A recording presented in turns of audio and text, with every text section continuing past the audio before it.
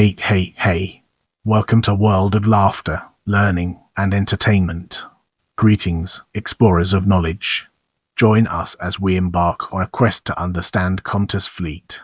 Qantas operates a fleet of Airbus A, Boeing 737 and Boeing 787, making a total of 125 aircraft. This list excludes subsidiaries Jetstar, QantasLink and Qantas Freight. Now let's shift our focus to current fleet and embark on an intellectual exploration of its various dimensions. The Qantas mainline fleet consists of the following aircraft. Qantas Fleet. Qantas and its subsidiaries operated 297 aircraft. 71 aircraft are operated by Jetstar Airways. 90 are operated by the various QantasLink branded airlines. 6 are operated by Express Freighters Australia on behalf of Qantas Freight, which also leases to Atlas a Boeing 747 UFs, NERT and NERT. 5 Qantas Airbus A330 Perth 2019 Airbus A205 Qantas A380 Airbus A330 Qantas A380 Airbus A805 Qantas VHVYE Boeing 737 all arriving at Sydney Airport. Boeing 737 805 Qantas Dreamliner departing Adelaide Boeing 787-9. Brace yourself for an in-depth analysis as we navigate through order history and its far-reaching implications. In August 2012, Qantas cancelled its 35-aircraft Boeing 787-9 order due to losses and to conserve capital, while keeping the 15-aircraft 787-8 order for Jetstar Airways and moving forward purchase rights for 50 aircraft. In August 2015, Qantas ordered 8 Boeing May 14, 2024 for delivery from 2017. In February 2019, Qantas cancelled its remaining orders for a further 8 Airbus A380 aircraft. In June 2019, during the Paris Air Show, Qantas Group converted 26 Airbus A380 orders to the Oxlor variant and another 10 A380 orders to the UL variant, and ordered an additional 10 Oxlors. This brought Qantas Group's total Airbus A380 family order to 109 aircraft, consisting of 45 A380s, 28 ULs, and 36 Oxlors. At the time of the announcement, Qantas CEO Alan Joyce stated that a decision had not yet been made on how the aircraft would be distributed between Qantas and Jetstar Airways, or whether they were to be used for network growth or the replacement of older aircraft. In December 2019, Qantas selected the Airbus A1000 for its Project Sunrise program of non-stop flights from Sydney, Melbourne and Brisbane to cities such as London, New York, Paris, Rio de Janeiro, Cape Town, and Frankfurt. No orders had been placed, but Qantas would work closely with Airbus to prepare contract terms for up to 12 aircraft ahead of a final decision by the Qantas board. Due to the impact of the COVID-19 pandemic on aviation, plans for Project Sunrise were put on hold indefinitely. In December 2021, Qantas selected the Airbus Oxlor to replace its Boeing May 14, 2024, and the Airbus A to replace its QantasLink Boeing AS. The in-principle agreement was for up to 134 orders and purchase right options over 10+ years, with deliveries occurring sometime after July 2023. The order was expected to be finalized before June 2022. In May 2022, Qantas placed an order for 12 Airbus A1000 for the Project Sunrise program. The first of these is expected to be delivered to Qantas in late 2026. To celebrate this order, an Airbus A1000 was flown to Sydney from Toulouse via Perth wearing Qantas decals. The 238 seats will be split into 6 first-class suites 3 abreast, 52 business-class suites 4 abreast, 40 premium economy seats at pitch 8 abreast and 140 economy-class seats at pitch 9 abreast. In the same announcement, they finalized their order for the Airbus Oxlor and Airbus A.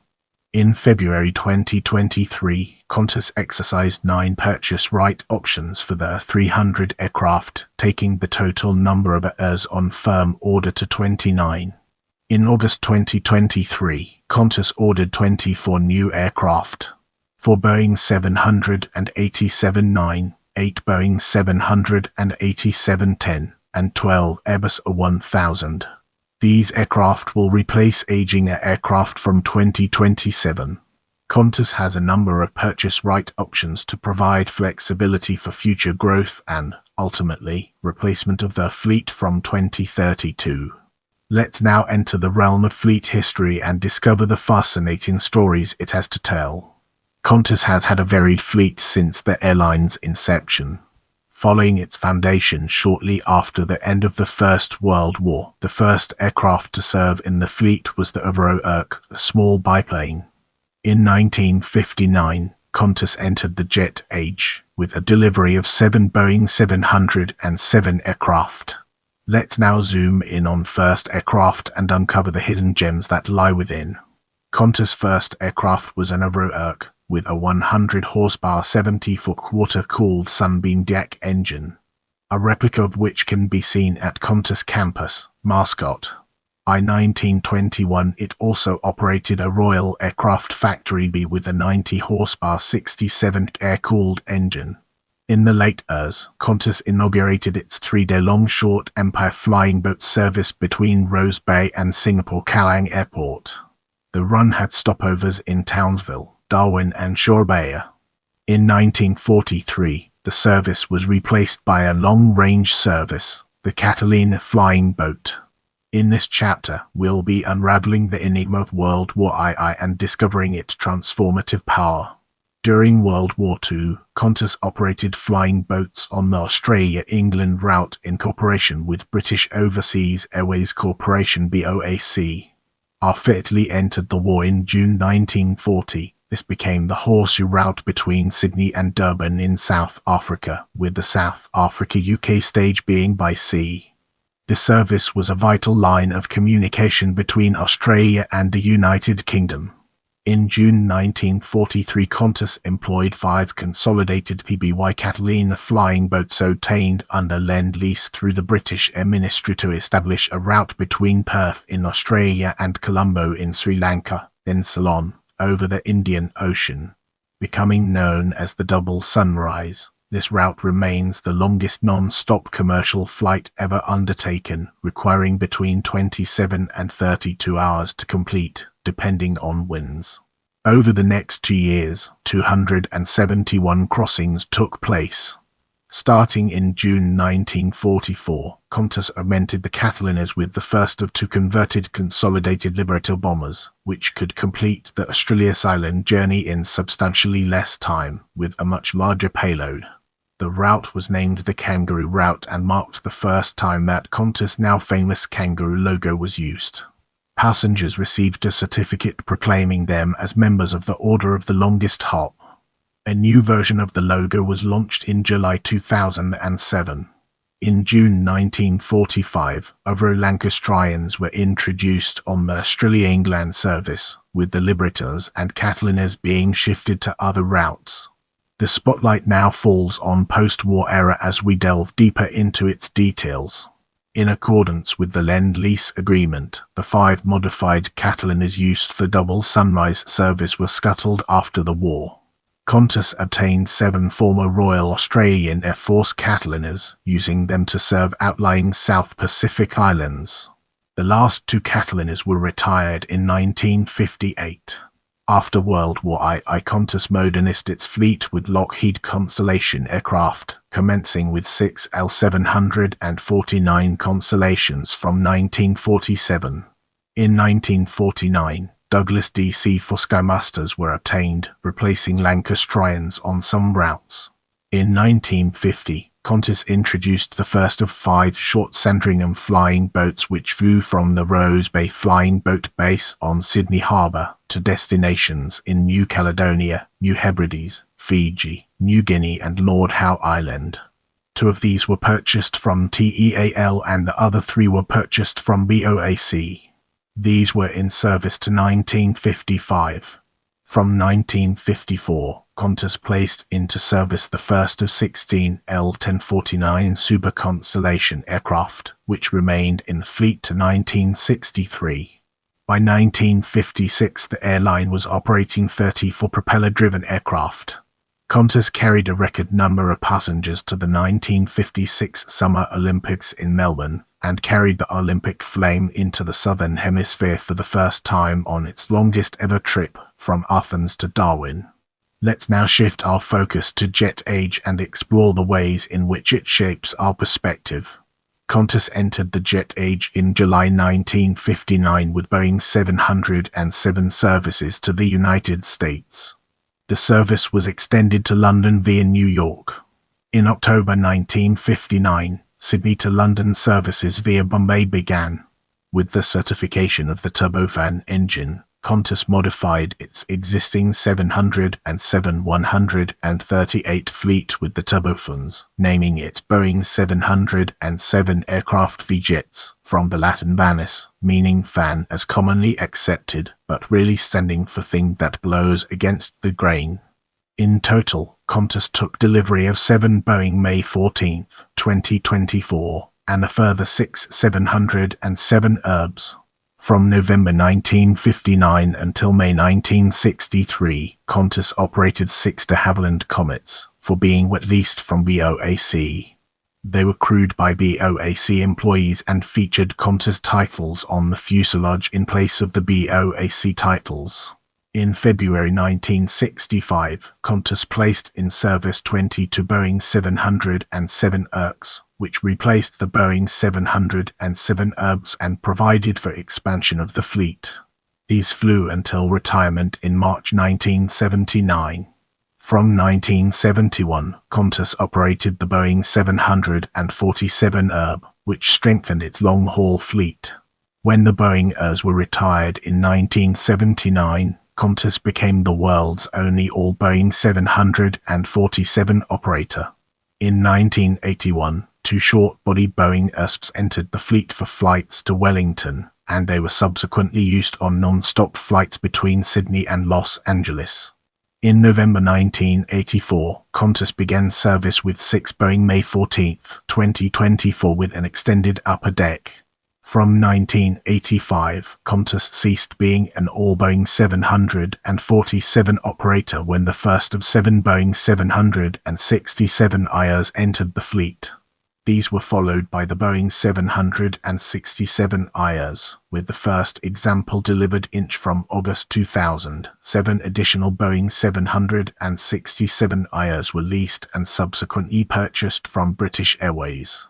On its delivery flight in July 1989, Qantas' first Boeing 747-400 flew a record-breaking non-stop flight from London to Sydney in little more than 20 hours. This record stood until bettered by a Boeing 787 in October 2019. Qantas purchased 60 Boeing Airs, with the last delivered in 2003. 57 were purchased new and 3 second-hand. Qantas leased a further 5 from other airlines at various stages. The last 6 Boeing May 14, 2024 were retired in 2020. In the early years, Qantas was one of 8 major airlines working with Boeing on the design of the Boeing 777. Despite being part of the design group, Qantas never acquired any Airs. Several aviation commentators have criticized this decision, as the 777 appears to be a good fit for Qantas requirements. While the reasons have never been made public by Qantas, it is believed that various reasons contributed to the decision, such as a Civil Aviation Safety Authority restriction on ETOPS operations, errors made by Qantas in the forecasting of future fuel prices which made the 777 appear expensive to operate, and a desire to keep the number of types in the fleet to a minimum. In 2008, Qantas took delivery of the first of 12 Airbuses. With our curiosity piqued, let's embark on a dedicated exploration of 1970 fleet and its fascinating intricacies. Aircraft total orders notes backseat Concorde 004 on auction Boeing SST-006 on auction Boeing 707-321 0 Boeing 747-200 for Douglas DC-320 Douglas DC-420 Hawker Siddeley HS-125-0 used for pilot training Lockheed L-188 Electra 10 total 28-4. Qantas Airways fleet in 1970. Let's transition to recent retirements and uncover its significance.